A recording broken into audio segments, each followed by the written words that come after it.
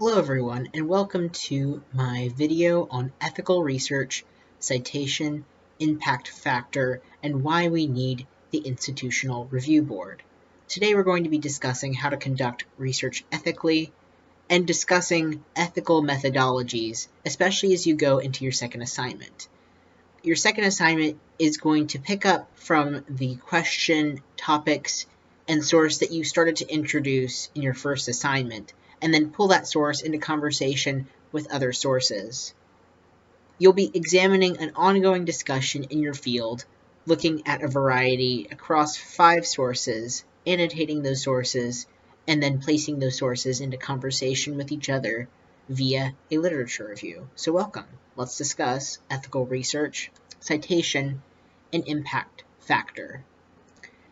When discussing ethics and scientific research, our central question should be, as writers and researchers, what do we owe our colleagues and the science community at large? First, we owe fairness. To recognize the contribution of others is important. References play a huge role in contributing to scholarly and scientific research. They allow the reader to explore a given line of thinking as you provide transparent citations that lead the reader to discover further. A disproportionate number of errors often include in reference sections and even the most prestigious biomedical journals. A 2000 study by Sievers and Holt confirmed this fact. When we think about citation, who gets cited and why does it matter? Well, one way citation counts are a traditional way to measure impact is by looking on the full record page of any item in Web of Science. You can view the item citation count in the Citation Network panel on the right. You can also view the citation count when using Google Scholar that gives the exact number of times any particular article has been cited. Impact factor is a measure of the frequency with which an average article in a journal has been cited in a particular year. It is used to measure the importance or rank of a journal by calculating how many times a particular article is cited. The higher the impact factor, the more highly ranked the journal. This is one tool you can use to compare journals in a subject category. But how can these metrics be a flawed way to measure how articles can be judged?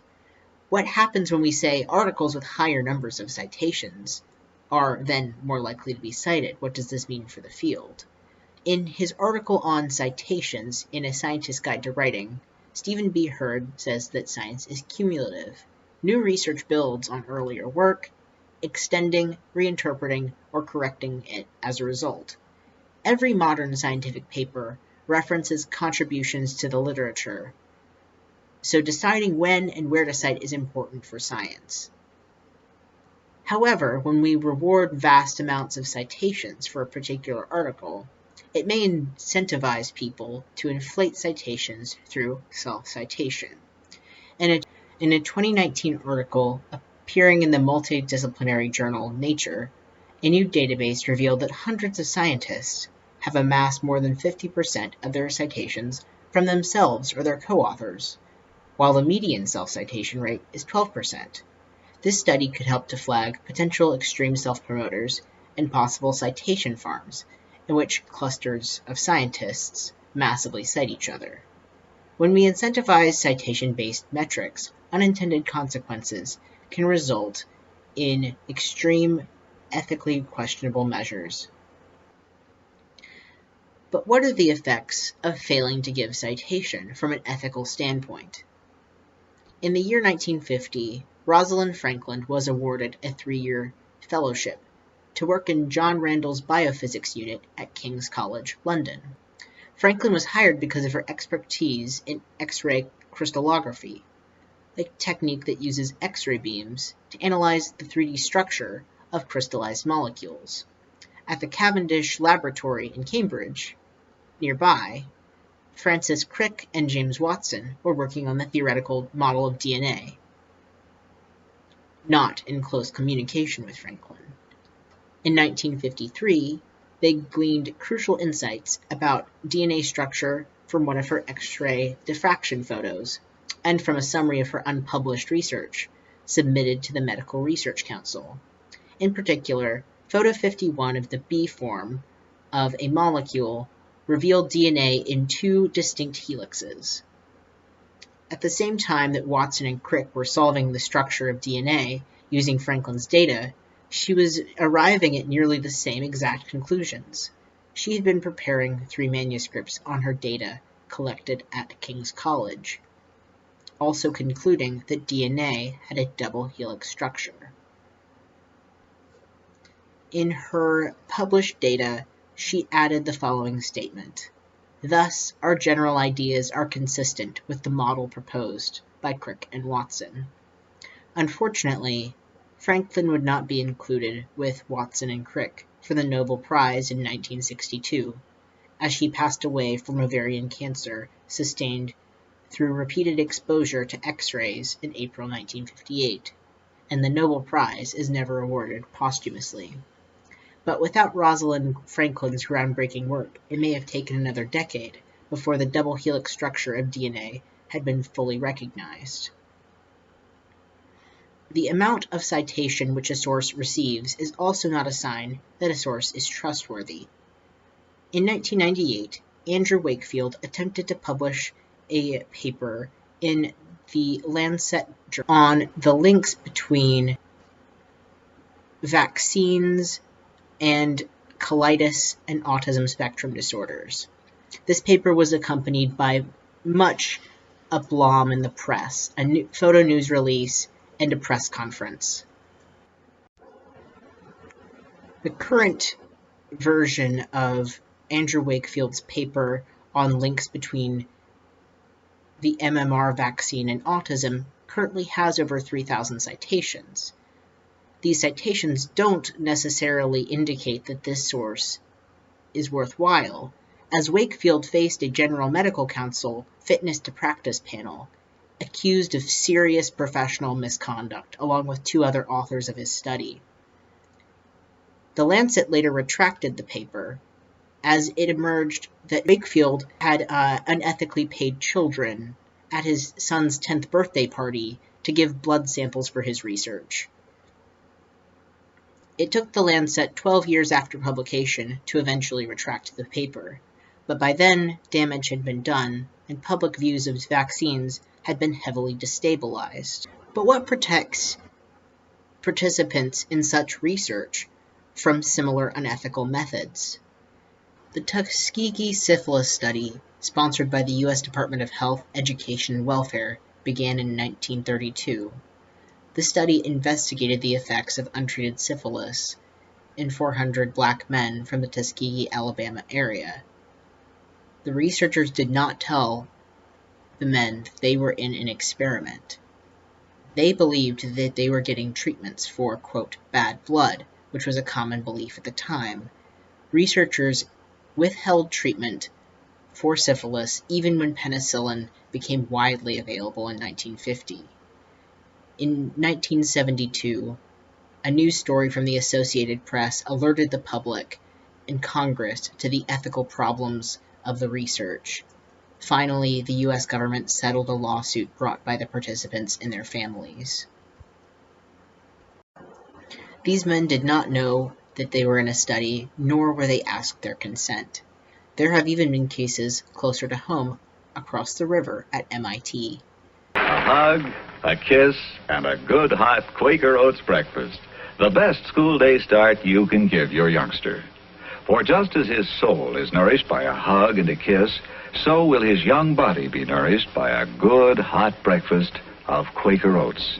For years, orphaned boys at Fort State School were subjected to experiments using radioactive tracers in Quaker oatmeal. As a part of the study, boys were fed oatmeal and milk laced with radioactive iron and calcium. In another experiment, scientists directly injected the boys with radioactive calcium. In 1998, MIT promised to pay victims a settlement as a result of the damage caused by these radiation tests. The Tuskegee Syphilis study changed research practices as the National Research Act was signed into law creating a national commission for the protection of human subjects of biomedical and behavioral research experiments. The Belmont Report was the Commission's summary of ethical principles that form the basis of acceptable processes for recruiting human subjects. These principles include respect for humans, beneficence, justice. Beneficence means the duty to maximize the benefit to harm ratio for individual subjects and research programs as a whole. Justice focuses on the duty to assign the burden and benefits of research in a fair manner. In 1991, additional regulations were created as safeguards for pregnant women, additional protection for prisoners, and additional protections for children. These regulations are intended to apply to protect those who may not have the agency to say no and exercise informed consent if subjected to scientific research. The Institutional Review Board takes part on the institutional level in submitting requests for human research to a panel of judges that present a cost-benefits analysis of the risks and rewards of potential research. The parts that go into an IRB application include the application itself, a certificate of completion of an online training, and a consent form that's usually signed by the humans involved in the study. Additional documentation can include interview questions, survey instruments, and an example letter for the invitation to participate. Here's just a glimpse of what an IRB application looks like. It includes multiple pages, multiple spots to include additional information from the investigator and from any other investigators in the study. The IRB is intended to highlight these standards of respect highlighted in the Belmont Report: respect for persons, beneficence, and justice. While Institutional Review Board applications provide their own problems, they exist to prevent atrocities such as the Tuskegee syphilis experiments and other similar experiments on humans that see humans as a means to an end and not as individuals. As we consider such difficult ethical questions, it's important to think about how these attitudes towards human life may still enter into and be reflected in current studies. It's important to think about how a particular study was certified by its own institutional review board. Does the study include an institutional review board number? Such a number will usually be included in the abstract or introduction. Has the study been retracted?